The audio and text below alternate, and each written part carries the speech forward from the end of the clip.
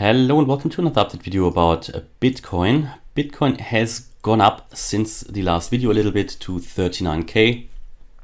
As we talked about it, it's all within the volatility of the crypto market. There hasn't been any major shift, so we're going to take a look at that in a minute. Overall, the crypto market following Bitcoin today. Yesterday we had a bit of volatility due to the CPI data. It came out at 7.9% compared to the 7.5 that were expected. And that usually, so I don't pay too much attention to it, that usually leads into a couple of hours of volatility. Some people make some profits, other people probably lose money, that's it. And then after a couple of hours, it's all over. And this is exactly what we could see here on the chart. If I go to the 1 hour chart, you can see that we had just a little bit of volatility, took 1 or 2 hours, that's it. So we had here on the 10th of March, here between 1 and 2 o'clock UK time, or even for 3 hours, that volatility where the price did move in the range between 38.5 and 40.2k.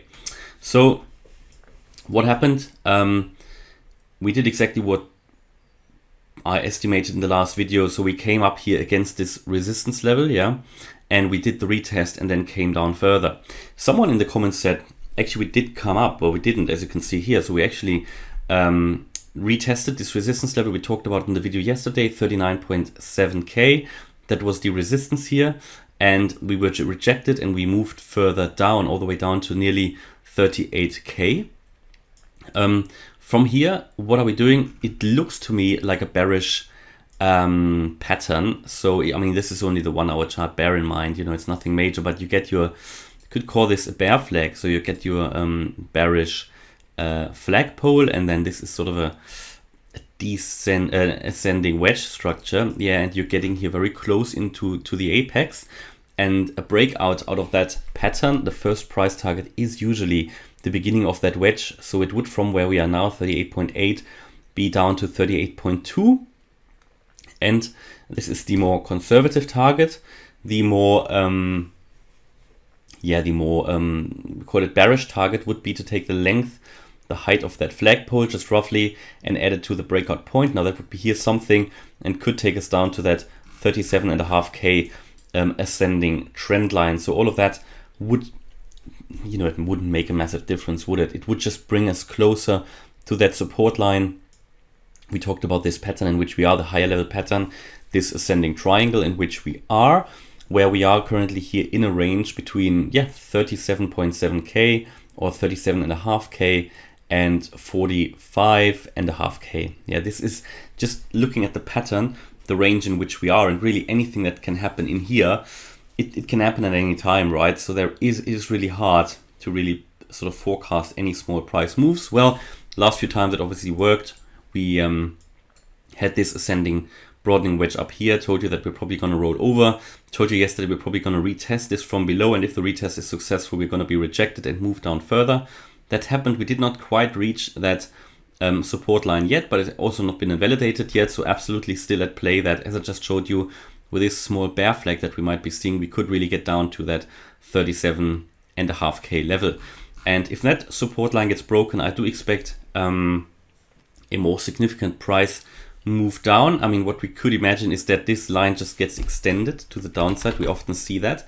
Let's see, you have another move out to the downside here, maybe a third touch point, then you can probably, and that is what happens usually, you have your trend line, you have to bring it down, and you then will get an extended pattern. For example, if let's say the price really breaks down here, we'll touch this support line then, and whatever, do what it's doing, yeah. But that means that you then will have a larger ascending triangle. Let's see if that is happening. It's obviously a possibility. I've seen that numerous times happen where you think you have a breakout. In the end, it's just a bit of a fake out.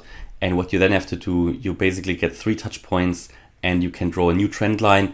And it just makes that whole pattern a little bit larger, which is always annoying because it just means you basically have to spend more time in this current pattern, which is what nobody wants, because people generally don't like sideways movements, even though sideways movements are, in addition to up and down, just one direction in financial markets. But yeah, I don't like them particularly because they get boring. You know, you're just in a range.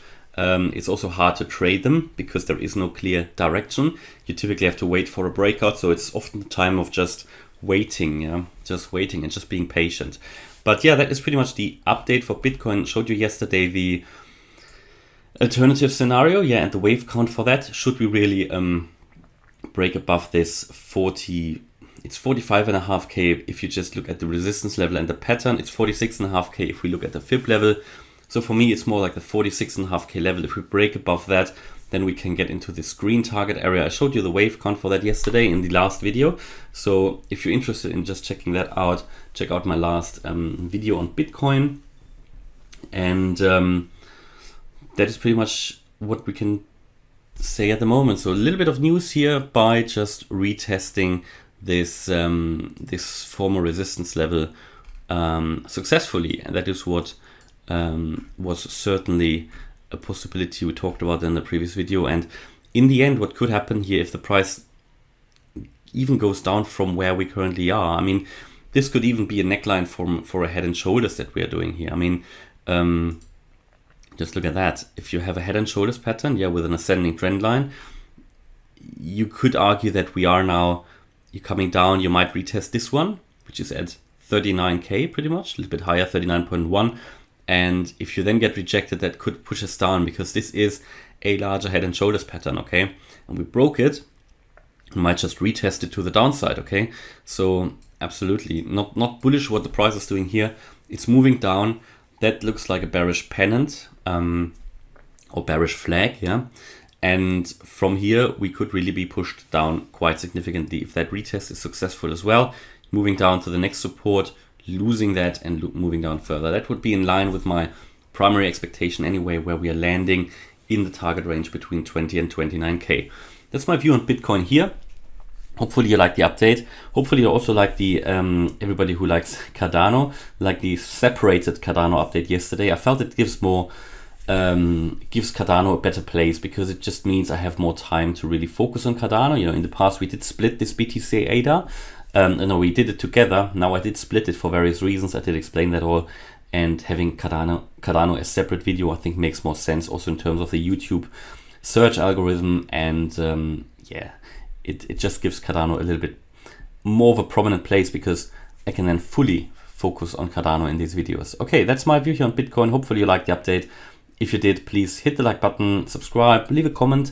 And if you really like the content, then check out the channel membership where you can get access to the Telegram live chat, the Discord server, and also a weekly live stream. Thanks a lot for watching. Bye-bye.